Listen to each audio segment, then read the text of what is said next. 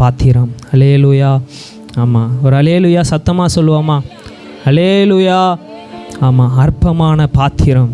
ஆமாம், ஆண்டவர் என்னன்னு தெரில, ரொம்ப நாளாக இந்த ஒரே வார்த்தைகள் தான் காதில் மறுபடியும் விழுந்து கொண்டே இருந்துச்சு. அற்பமான பாத்திரம். ஆமே, ஒருவேளை இன்றைக்கி இந்த ஸ்தலத்தில் யாராவது ஒருவர் அப்படி ஒரு அற்பமாக எண்ணப்பட்டு, அநேகரால் தலைகுனியப்பட்டு, ஆமாம், அநேகரால் குற்றம் சாட்டப்பட்டு ஒருவேளை இந்த இடத்துல இருப்பீங்கன்னா, ஆண்டவர் உங்களுக்காக பேச இந்த வார்த்தையை கர்த்தர் கட்டளையிட்டு இருக்கிறார். அல்லேலூயா.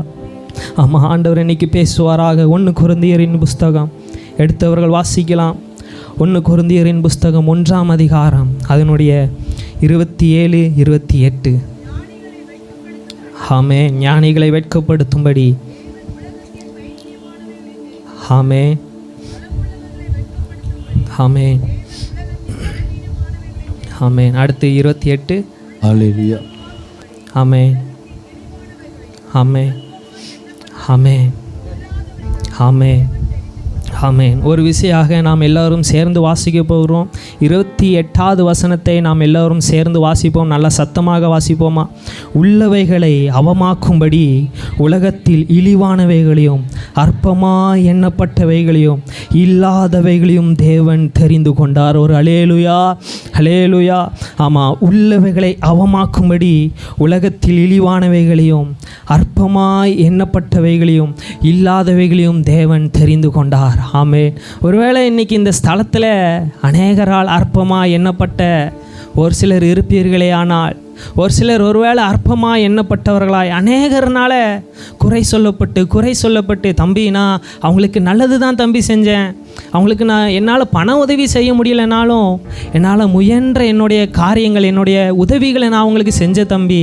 ஆனால் அவங்க எனக்கு செஞ்சது என்னென்னா, என்னை பற்றி குறைகளை மற்றவர்களிடத்தில் சொல்லுவதும், என்னை குறித்து மற்றவர்களிடத்தில் தவறாய் பேசுவதும், என்னை குறித்து மற்றவர்களிடத்தில் குறை சொல்லுவதும், இழிவாய் பேசுவதும் என்னை அற்பமாக எண்ணுகிற ஒரு காரியமாக தான் தம்பி எனக்கு கொடுத்தாங்க. ஒருவேளை அப்படிப்பட்ட ஒரு சிலர் இங்கே இருப்பீர்களே. ஆனால் கர்த்தருடைய வார்த்தை உங்களை நோக்கி வருகிறது. உள்ளவைகளை அவமாக்கும்படி உலகத்தில் இழிவானவைகளையும் அற்பமாய் எண்ணப்பட்டவைகளும் இல்லாதவைகளையும் தேவன் தெரிந்து கொண்டார். ஒரு விசையாக கண்களை மூடி நாம் கரங்களை தட்டி தேவனை நோக்கி மகிமைப்படுத்துவோம்.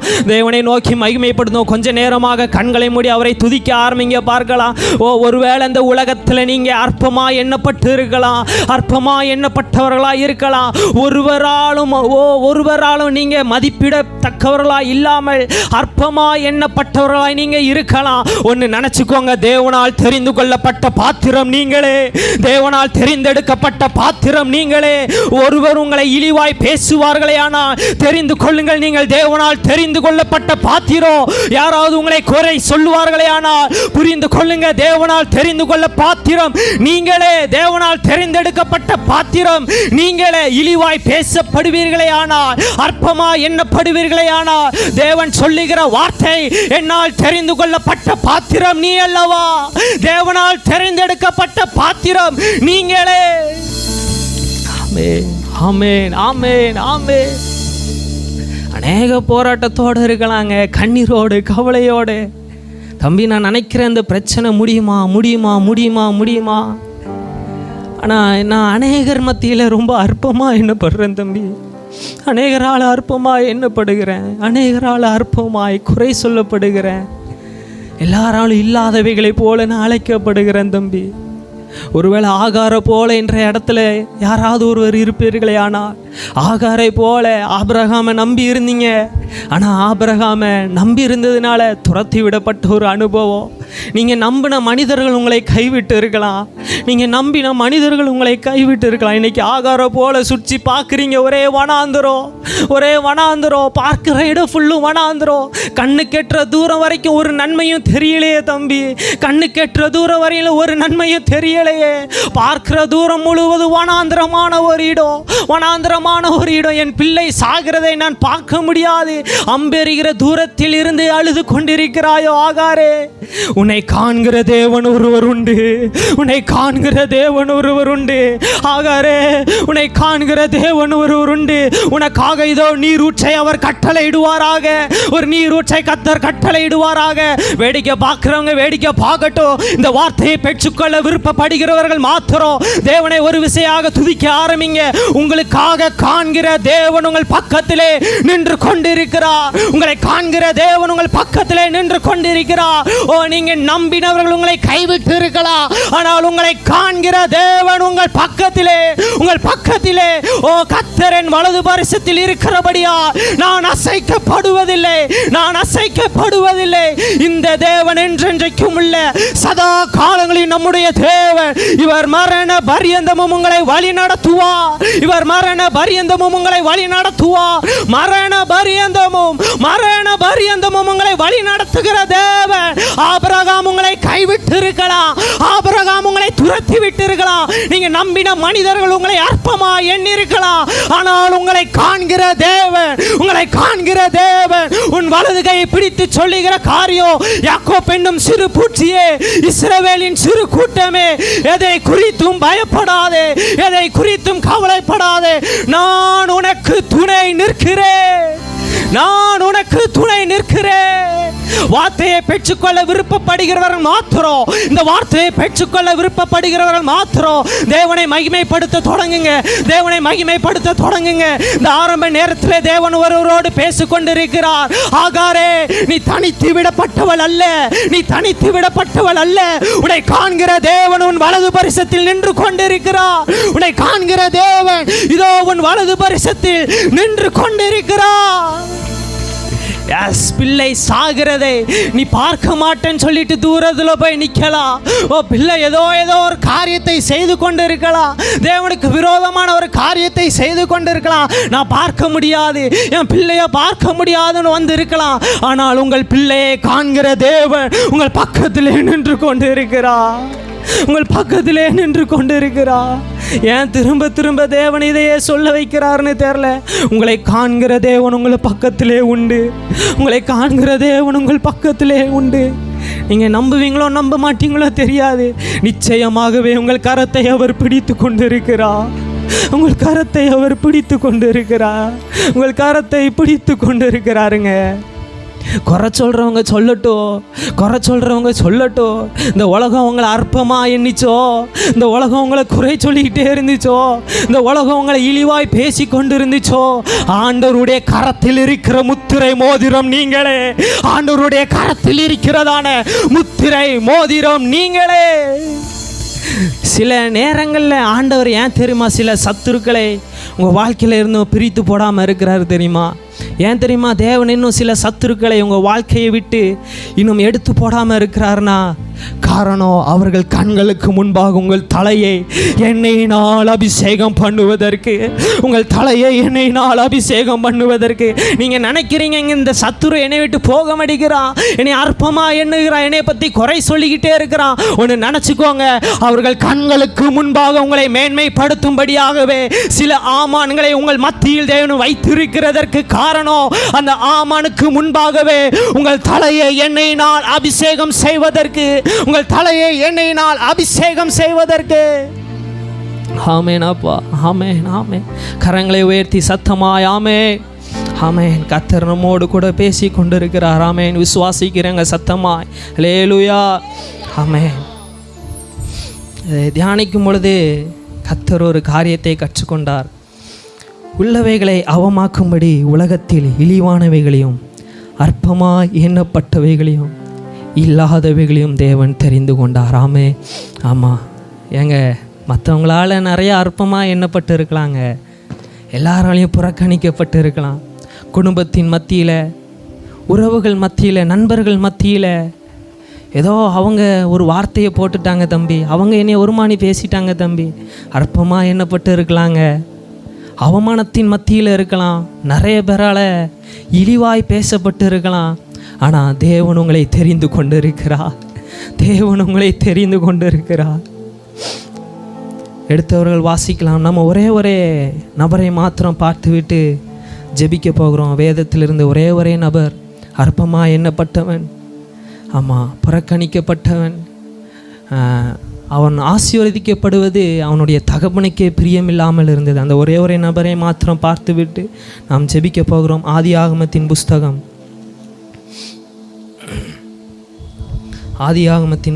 48ஆம் அதிகாரம். ஜீசஸ். ஆதியாகமம் 48 அதனுடைய 12-13 ஒருவர் வாசிக்கலாம். 12-13. அப்பொழுது அவனுடைய முழங்கால்கள் நடுவே இருந்த பிள்ளைகளை யோசேப்பு பின்னிட பண்ணி அவனுடைய முகத்துக்கு முன்பாக தரை மட்டும் குனிந்து வணங்கினான். பின்பு யோசேப்பு அவ்விருவரையும் கொண்டு வந்து எப்ராயிமை தன் வலது கையினாலே இஸ்ரவேலின் இடது கைக்கு நேராகவும் மனாசேயை தன் இடது கையினாலே இஸ்ரவேலின் வலது கைக்கு நேராகவும் விட்டான். ஆமென். மீண்டும் ஒரு முறையாக சேர்ந்து வாசிப்போமா? அப்பொழுது அவனுடைய முழங்கால்கள் நடுவே இருந்த பிள்ளைகளை யோசேப்பு பின்னிட பண்ணி அவனுடைய முகத்திற்கு முன்பாக தரை மட்டும் குனிந்து வணங்கினான். பின்பு யோசேப்பு அவ்விருவரையும் கொண்டு வந்து எப்ராயிமை தன் வலது கையினாலே இஸ்ரவேலின் இடது கைக்கு நேராகவும் மனாசேயை தன் இடது கையினால் இஸ்ரவேலின் வலது கைக்கு நேராகவும் விட்டான். ஆமாம், இந்த அதிகாரத்தில் மொத்தம் 4 நபர் வராங்க. இந்த அதிகாரத்தில் மொத்தம் 4 நபர் வராங்க. இஸ்ரவேல், அதாவது யாக்கோபு. முதல்ல யாக்கோபு வருகிறார். அடுத்ததாக யோசேப்பு என்கிற பாத்திரம். அடுத்து மனாசே, எப்ராயிம். இவர்கள் இருவரும் யோசேப்பினுடைய குமாரர்கள். மூத்தவன் பெயர் மனாசே, இளையவன் பெயர் எப்ராயிம். ஆமாம், இதில் பார்க்குறோம் இஸ்ரவேல் வயதாகி கொண்டிருக்கிறார். யாக்கோபு வயதாகி கொண்டிருக்கும் பொழுது அதில் பார்க்குறோம், யாக்கோபு வயதாகும் பொழுது யோசேப்பை அழைக்கிறாரு. உன்னுடைய குமாரரையும் நீயும் வா, நான் ஆசீர்வதிக்கணும் அப்படிங்கிறார். அப்போது கொண்டு வரும் பொழுது தான் அந்த 12வது வசனத்தில் பார்க்குறோம், அப்பொழுது அவனுடைய முழங்கால்கள் நடுவே இருந்த பிள்ளைகளை யோசேப்பு பின்னிட பண்ணி அவனுடைய முகத்திற்கு முன்பாக தரை மட்டும் குனிந்து வணங்கினான். பின்பு யோசேப்பு அவ்விருவரையும் கொண்டு வந்து எப்ராயிமை தன் வலது கையினாலே இஸ்ரவேலின் இடது கைக்கு நேராகவும் மனாசேயை தன் இடது கையினால் இஸ்ரவேலின் வலது கைக்கு நேராகவும் விட்டான். ஆமாம், இந்த பகுதியை கொஞ்சம் கவனமாக கவனிச்சிங்கன்னா கர்த்தர் நம்மோடு கூட பேசுவாராக. ஆமாம், இதில் பார்க்குறோம், எப்ராயிமை தன் வலது கையினாலே இஸ்ரவேலின் இடது கைக்கு நேராய் விட்டான். தன் வலது கையினாலே இஸ்ரவேலின் இடது கைக்கு நேராய் விட்டான். நம்ம எல்லாருக்குமே தெரியும். இதில் பார்க்குறோம், மனாசேயை தன்னுடைய இடது கையினால் இஸ்ரவேலின் வலது கைக்கு நேராக விடுகிறார். ஆனால் எப்ராயிமை இடது கைக்கு நேராக விடுகிறார். ஆமாம், உங்களுக்கு புரியுற மாதிரி சொல்லணும்னா, நம்ம வலது கையை ஒரு அர்த்தம் என்னென்னா, அந்த வலது கை என்பதற்கு ஒரு ஆசீர்வதிக்கப்பட்ட ஒரு கரம். ஆமாம், ஒரு ஆசீர்வாதமான ஒரு கரம். நம்ம எல்லாரும் விருப்பப்படுகிற காரியம், பெரியவங்களுக்கு ஏதாவது கை கொடுக்குறதா இருந்தாலும் சரி, வணக்கம் சொல்கிறதா இருந்தாலும் சரி, என்ன வாங்கினாலும் கொடுத்தாலும் எதில் தான் கொடுப்போம்? வலது கரத்தில் தான் நம்ம எதுனாலும் கொடுப்போம். அப்போது இந்த வலது கரம் எதற்கான ஒரு அடையாளம்னா, ஒரு மதிப்பிடத்தக்கது, ஒரு அற்பமாக எண்ணப்படாத ஒரு காரியம், ஒரு ஆசீர்வாதத்திற்குரிய ஒரு கரம் இந்த வலது கை. ஆனால் அதே சமயம் இந்த இடது கை நம்ம எதற்கு பயன்படுத்துவோன்னு நமக்கு எல்லாருக்குமே தெரியும். ஆமாம், இந்த இடது கை அற்பமாக எண்ணப்பட்ட ஒரு கரம். இது அவ்வளோவா எல்லா விஷயத்துக்கும் யூஸ் பண்ண முடியாது. எல்லா விஷயத்துக்கும் இந்த வலது கையை எடுத்து பயன்படுத்த முடியாது, இந்த இடது கையை எடுத்து பயன்படுத்த முடியாது. ஆமாம், இந்த இடது கை எல்லா விஷயத்துக்கும் இது பயன்படுதாது. இதே நீங்கள் ஏதாவது பெரியவங்க கிட்ட போய் ஏதாவது காசு இல்லை ஏதாவது ஒரு காரியத்தை வாங்க போகும்போது உங்கள் இடது கையை நீட்டி பாருங்கள். ஆமாம், கன்னத்திலே ஒன்று விட்டுருவாங்க. ஆமாம், கன்னத்திலே ஒன்று விட்டுருவாங்க. காரணம், இது அற்பமாக. எனக்கு இன்னும் ஞாபகம் இருக்குது, 4ஆம் கிளாஸ் படிக்கும் பொழுது டீச்சர் ரேங்க் கார்டு கொடுக்குறாங்க. ரேங்க் கார்டு கொடுக்கும் பொழுது ஒவ்வொரு நேமாக வாசிக்கும் பொழுது என்னுடைய நேமும் வருது. அப்போது நான் ஓடியே போய் அவசரத்தில் என்னோடய இடது கையை நீட்டிட்டேன். உடனே மேடம் பார்த்து, கெட்ட வார்த்தை போடாத ஒரு காரியம்தான், கெட்ட வார்த்தை மட்டும்தான் போடலை, அந்த அளவுக்கு திட்டுன்னு திட்டிட்டு, அப்புறம் உனக்கு உங்கள் வீட்டில் சொல்லி கொடுக்கலையா, இடது கையை வச்சு தான் எல்லாருக்கிட்டையும் எதுனாலும் வாங்கணும் அப்படின்னு சொல்லிட்டு என்னுடைய ரேங்க் அட்டையை எடுத்து பின்னாடி தூக்கி வச்சுட்டு என்னைய கொஞ்ச நேரம் நிற்க வச்சாங்க. நிற்க வச்சுட்டு எல்லாரோடைய ரேங்க் கட்டையும் போனதுக்கப்புறம் அதுக்கப்புறம் தான் என்னோடய ரேங்க் கட்டை கடைசியாக வருது. அப்புறம் தான் என்கிட்ட கொடுத்துட்டு சொன்னாங்க ஒரு வார்த்தை, இனிமேல் நீ இந்த இடது கையை வாங்குறதுக்கும் கொடுக்குறதுக்கும் எதுக்கும் யூஸ் பண்ணவே கூடாது, உன்னோட வலது கையை மாத்திரம்தான் பெரியவங்ககிட்ட வாங்கும்போது நீ யூஸ் பண்ணணும் அப்படின்னாங்க. அப்போது ஒரு காரியம் புரிந்து கொள்ளுங்க, இந்த இடது கை ஒரு அற்பமாக எண்ணப்பட்ட ஒரு கரம். ஆமேன். இது வரைக்கும் புரிந்தவர்கள் ஒரு அல்லேலூயா. ஆமாம், இந்த இடது கை எதற்கு ஒரு காரணம்னா அற்பமாக எண்ணப்பட்ட ஒரு காரியம். எல்லாராலையும் இந்த இடது கை சகிக்க முடியாது, யாருக்கும் இந்த இடது கை அவ்வளோவா பிடிக்காது. இந்த வலது கைனா எல்லாருக்கும் பிரியம், இந்த வலது கையினால் சாப்பிடுவோம், எல்லா காரியங்களும் இந்த வலது கைக்கு நம்ம வேலை கொடுப்போம். இங்கே நம்ம இப்போ பகுதிக்குள்ளாக வரலாம். இங்கே யோசேப்பு என்ன செய்கிறார் என்றால் தன்னுடைய வலது கையினால் இஸ்ரவேலின் இடது கைக்கு நேராய் எப்ராயிமை நிறுத்துகிறார். ஆனால் மனோசேயை என்ன செய்கிறார் என்றால் தனது இடது கையினால் இஸ்ரவேலின் வலது கைக்கு நேராய் விடுகிறான். இந்த இடத்துல நம்ம யாரை பற்றி பார்க்க போகிறோன்னா எப்ராயிம். ஆமே, எப்ராயிமை குறித்து பார்க்க போகிறோம். எப்ராயிமை எதற்கு நேராய் விட்டார்னா ஒரு அற்பமாய் எண்ணப்பட்ட ஒரு கரம், இடது கைக்கு நேராய் விடுகிறான் யோசேப்பு.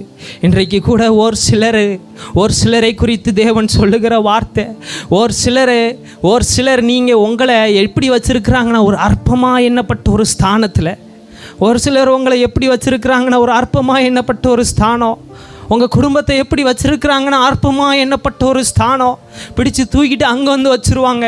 நீங்கள் என்ன தான் ஆசீர்வாதமாக இருக்கணும்னு நீங்கள் ஆசைப்பட்டாலும், எந்த இடத்துக்கு ஃபங்க்ஷன் வீட்டுக்கு எங்கே வெளியே போனாலும், ஜப கூட்டத்திற்கு போனாலும் உங்களை எங்கே தூக்கி வச்சுருக்கிறாங்க தெரியுமா? அற்பமாக எண்ணப்பட்ட ஒரு ஸ்தானம். ஒருவேளை இன்றைக்கு அப்படிப்பட்டவங்க இருப்பீங்கன்னா தேவன் உங்களுக்காக தான் பேசி கொண்டு இருக்கிறார்.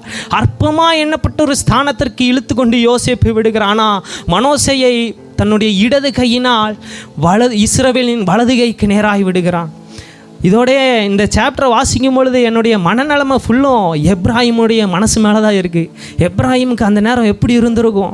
இது கூட சரிங்களாங்க, அந்த 17வது வசனத்தை பார்த்தோன்னா, தகப்பன் தன் வலது கையை எப்ராஹிமுடைய தலையின் மேல் வைத்ததை யோசேப்பு கண்டு அது தனக்கு பிரியமில்லாதபடியால் எப்ராஹிமுடைய தலையின் மேல் இருந்த தன் தகப்பனுடைய கையை மனோசேயினுடைய தலையின் மேல் வைக்கும்படிக்கு எடுத்து. ஆமாம், தேவனே உங்களை சில நேரத்தில் ஆசீர்வதிக்க விருப்பப்படும் பொழுது, ஆனால் மற்றவர்களுக்கு அது பொறுக்காது. அவங்க என்ன செய்வாங்கன்னா அதை தட்டி விடுகிறான் யோசேப்பு. ஆமாம், தன்னுடைய வலதுகரம், அப்பாவுடைய வலதுகரம் தன்னுடைய பிள்ளை எப்ராஹிமுடைய தலை மேலே இருக்குது. ஆனால் யோசேப்புக்கு அது பிரியமில்லை. அதில் போட்டிருக்கு பிரியமில்லாதபடியால். அவன் ஆசீர்வதிக்கப்படுவது யோசேப்புக்கு பிரியமில்லை. தன்னுடைய வலது கையினால் அவனை ஆசீர்வதிப்பது யோசேப்புக்கு பிரியமில்லை. அதனால தன்னுடைய தகப்பனுடைய கரத்தை தட்டி விடுகிறாரு. இவன் அல்ல, மனோசே ஆசீர்வதிக்கப்படணும். இன்றைக்கு ஒரு சிலர் உங்களை பார்த்து சொல்லலாம், நீ அல்ல, நீ அற்பமாக எண்ணப்பட்ட ஸ்தானத்தில் தான் நீ இருக்கணும். அற்பமாக எண்ணப்பட்ட ஒரு ஸ்தானம், உங்களை அப்படிப்பட்ட ஒரு ஸ்தானத்தில் அவங்க வைத்திருக்கலாம். ஆனால் இங்கே தேவன் என்ன காரியத்தை செய்தார் தெரியுமா? 14வது வசனத்தை வாசிக்கும் பொழுது பார்க்கிறோம்.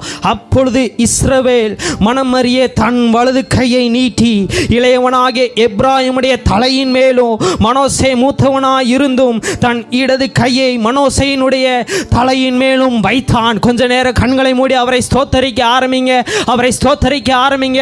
தேவன் தெளிவாய் பேசுகிற வார்த்தை, இந்த உலகம் உங்களை அற்பமா எண்ணப்பட்ட ஸ்தானத்தில் உங்களை நிலைநிறுத்தியிருக்கலாம். இந்த உலகம் உங்களை அற்பமா எண்ணப்பட்ட ஒரு ஸ்தானத்தில் உங்களை வைத்திருக்கலாம். எதற்கும் உதவாத ஒரு ஸ்தானத்தில் உங்களை வைத்திருக்கலாம். ஆனால் தேவனுடைய கரம் உங்கள் சிரசின் மீது அமர்வதாக. தேவனுடைய கரம் உங்கள் சிரசின் மீது இருப்பதாக. ஆமென். ஆமாம், அவருடைய கரம் உங்கள் சிரசின் மேலே இருக்குதுங்க. இந்த உலகம் உங்களை அற்பமாக எண்ணப்பட்ட ஒரு ஸ்தானத்தில் அவங்க வைத்திருக்கலாம். அற்பமாக எண்ணப்பட்ட ஒரு ஸ்தானம், மறுபடியுமாய் சொல்லுகிற காரியம், அற்பமாக எண்ணப்பட்ட ஸ்தானம். அவமானத்தின் மத்தியில், ஒரு போராட்டத்தின் மத்தியில், அநேகரால் குறை சொல்லப்பட்டவர்களாய், அநேகர்களால் நிந்திக்கப்பட்டவர்களாய், புறம்பாய் தள்ளப்பட்டவர்களாய் நீங்கள் இருக்கலாம். ஆனால் இந்த உலகம் உங்களை அற்பமாய் எண்ணப்பட்ட ஸ்தானத்தில் வைக்கப்பட்டிருந்தாலோ தேவன் எப்படிப்பட்டவர்களை தெரிந்து கொள்வார் தெரியுமா? சின்னவன் 1000 சிறியவன் பலத்த ஜாதியுமாவான். அவர் சிறியவனை புழுதியிலிருந்தும் எளியவனை குப்பையிலிருந்தும் உயர்த்துகிற தேவன். அவரை ராஜாக்களோடும் பிரபுக்களோடும் ஜாதிகளின் அதிபதிகளோடு அவர் அமர செய்கிற தேவன். இந்த உலகம் உங்களை குப்பையில போடலாம், இந்த உலகம் உங்களை ஒரு சிகதியின் பகுதியில் உங்களை போடலாம். ஆனா கர்த்தர் அங்கே இருந்து உங்களை தெரிந்தெடுத்து ராஜாக்கள் மத்தியிலேயோ பிரபுக்கள் மத்தியிலும் உங்களை நிலைநிறுத்துவாராக. ஆமென், ஆமென். சத்தமாய் ஒரு ஆமென் சொல்லுவோம். ஆமென். கர்த்தர் பேசி கொண்டிருக்கிறார் என்று விசுவாசிக்கிறது மாத்திரம் நல்லா சத்தமாக அல்லேலூயா. ஆமென். ஆமாம், பார்க்கிறோம் தன்னுடைய வலது கையினால் எப்ராயிமை இடது கைக்கு நேராய் விடுகிறார். நம்ம எல்லாருக்குமே தெரிந்த ஒரு பாத்திரம் தாவீது ராஜா. நம்ம எல்லாருக்குமே ஒரு தெரிந்த ஒரு பகுதி தான் தாவீதினுடைய ராஜாவினுடைய அந்த சம்பவம். அங்கே பார்க்குறோம் தேசத்திலே மிக உயர்ந்த ஒரு தீர்க்கதரிசி, தேசத்திலேயே ரொம்ப விலை மதிக்கப்பட்ட ஒரு தீர்க்கதரிசி சாமுவேல் தீர்க்கதரிசி தன்னுடைய வீட்டிற்கு வருகிறார். ஆமாம், யாரை ராஜாவாக அபிஷேகம் பண்ணப்படுகிறதற்கு அவருடைய வீட்டுக்கு வருகிறார், தாவீதினுடைய வீட்டுக்கு. ஆனால் வீட்டு வேலை பார்க்குறவன் முதற்கொண்டு அந்த வீட்டில் இருக்கிறான். ஆனால் ராஜாவால் அபிஷேகம் பண்ணப்பட தெரிந்து கொள்ளப்பட்ட தாவீது எங்கே இருக்கிறான் தெரியுமா? ஏதோ ஒரு மூலையில் ஆடுகளை மேய்த்து கொண்டு இருக்கிறான், ஏதோ ஒரு மூலையில் வயல்வெளியில் சுற்றி திரிந்து கொண்டு இருக்கிறான். இன்றைக்கு உலகம் நம்மளை எப்படி பார்க்குதுன்னா தேவைக்கு மாத்திரம் பயன்படுத்தி கொண்டு இருக்கும், தேவைக்கு மாத்திரம் நம்மளை பயன்படுத்தி கொண்டு இருக்கலாம். தாவீது வாழ்க்கையை பார்க்குறோம், தன்னுடைய வீட்டில் பெரிய ஒரு ஃபங்க்ஷன் நடக்கு, ஒரு பெரிய ஒரு விழா நடக்குது. ராஜாவால் அபிஷேகம் பண்ணப்படுகிற பாத்திரத்தை தேடி சாமுவேல் வந்திருக்கிறாரு, கொம்பு தைலத்தை கையில் எடுத்துக்கொண்டு வந்திருக்கிறார் அபிஷேகம் பண்ணுவதற்கு. ஆனால் அங்கே பார்க்குறோம் தாவீது அழைக்கப்படலை.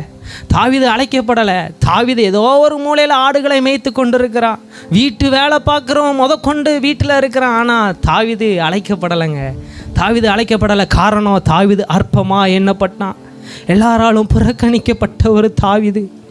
ஆமாம், அவ்வளவா தாவீதை யாரும் ஏற்றுக்கொள்ளலை, தேவைக்கு மாத்திரம் பயன்படுத்துகிறாங்க. 1 சாமுவேல் 16வது அதிகாரத்தில் பார்த்தோன்னா அதில் சொல்லப்பட்டு இருக்கிறது, தன்னுடைய தகப்பன் தாவீதை அழைத்து சொல்கிறாரு, இதை போய் உன்னுடைய அண்ணன்மார்கள்கிட்ட போய் ஓடி போய் நீ கொடுத்துட்டு வா. தேவைக்கு மாத்திரம் அழைக்கிறாங்க, ஆனால் வீட்டில் ஒரு ஃபங்க்ஷன் நடக்குது, அதுக்கு கூப்பிடலை. தாவீதை புறக்கணிக்கப்பட்ட ஒரு தாவீது. கொஞ்சம் கண்களை மூடி நம்ம ஸ்தோத்தரிக்க ஆரம்பிக்க போகிறோம்.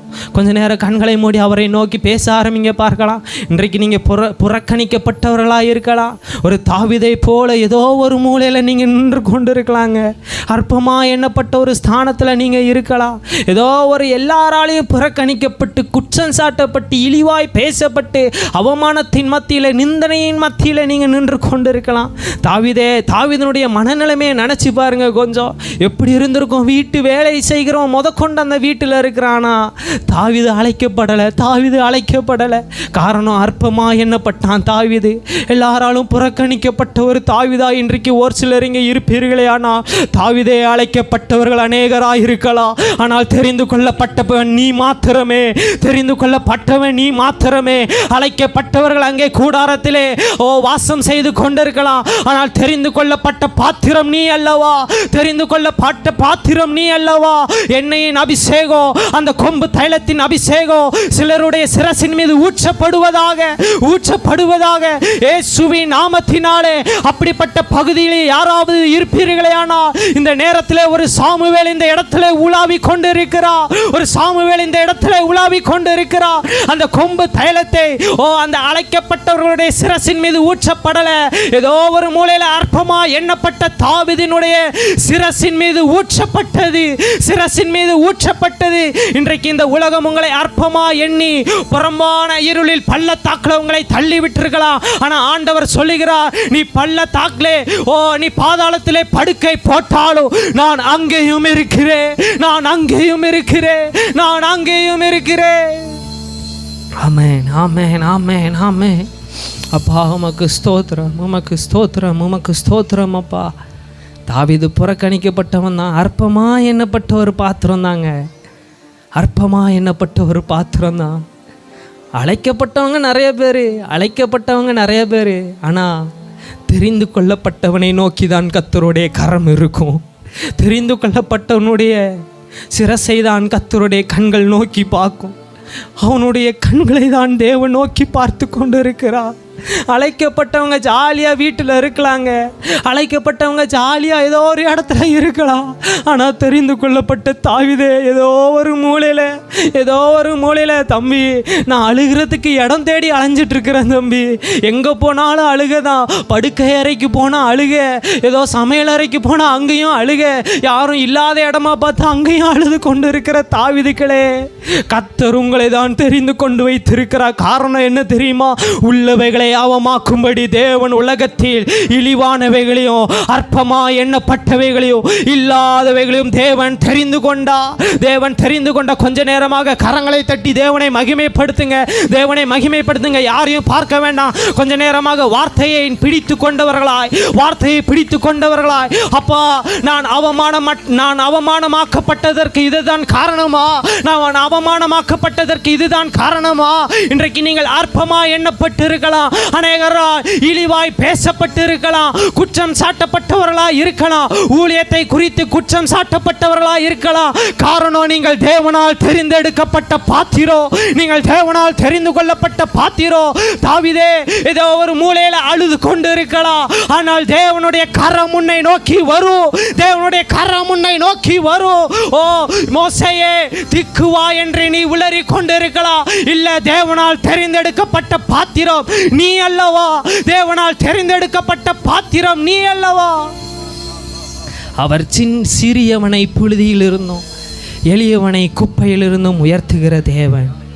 ஆமாம், குப்பையிலிருந்து உயர்த்துகிற தேவன். ஆமாம், அப்படியே நம்ம எளிமை நின்று ஜெபம் பண்ண போகிறோம். அப்படியே முடிந்தவர்கள் மாத்திரம் எளிமை நில்லுங்க பார்க்கலாம். முடிந்தவர்கள் மாத்திரம் எளிமை நின்று அப்படியே ஸ்தோத்திரம் செலுத்துங்க.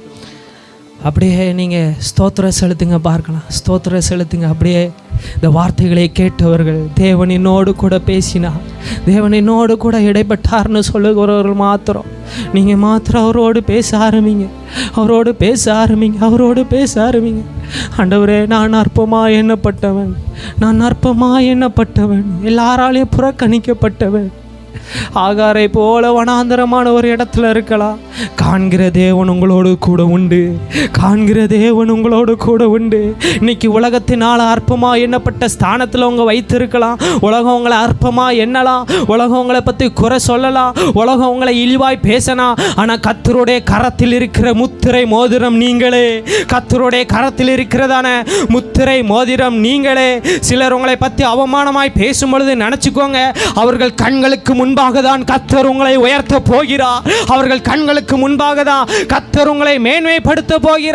அவர்கள் கண்களுக்கு முன்பாகவே உங்களுக்கு ஒரு பந்தியை அவர் ஆயத்தம் பண்ணி வைத்திருக்கிறார். அவர்கள் கண்களுக்கு முன்பாகவே நினைச்சுக்கோங்க, யாரெல்லாம் உங்களை அற்பமா எண்ணினாங்களோ, முகமுகமா யாரெல்லாம் உங்களை பத்தி இழிவாய் பேசினாங்களோ, நினைச்சுக்கோங்க, அவங்க கண்ணுக்கு முன்னாடி தான் உங்கள் தலையை அவர் எண்ணெயினால் அபிஷேகம் பண்ணுவார். ஆமே.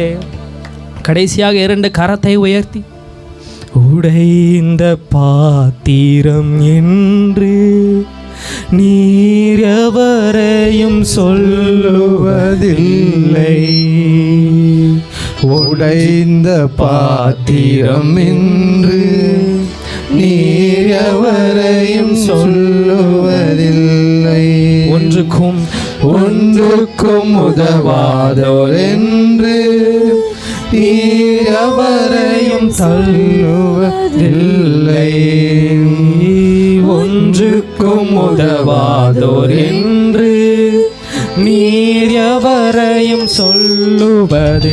சொல்லுங்க, ஏசு மகாராஜா எங்கள் நேசா, இரக்கத்தின் சிகரம் நீரே. ஏசு மகாராஜா எங்கள் நேசா, இரக்கத்தின் சிகரம் நீரே. உமது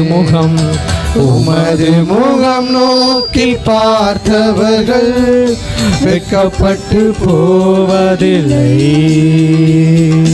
உமது திருநாமம் அறிந்தவர்கள் கைவிடப்படுவதில்லை. சொல்லுங்க, உமது முகம் நோக்கி பார்த்தவர்கள் ஒரு நாளும் வெட்கப்பட்டு போவதில்லை, உமது திருநாமம் அறிந்தவர்கள் சொல்லுவோம் கைவிடப்படுவதில்லை. அவர் நம்பினோரை நீர் மறப்பதில்லை. உம்மை தேடி வந்தோரை வெறுப்பதில்லை. நம்பினோரை நீர் ஒருபோதும் அவர் உங்களை தேடி வந்தோரை வெறுப்பதில்லை. நம்பினோரை நீர் மறப்பதில்லை.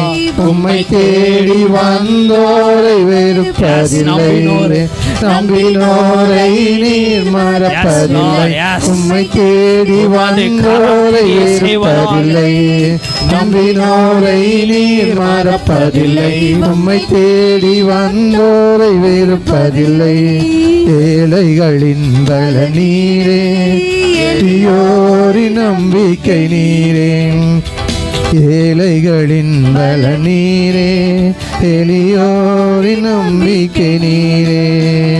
திக்கற்ற வேதனை அறிந்து உதவிடும் தகப்பனும்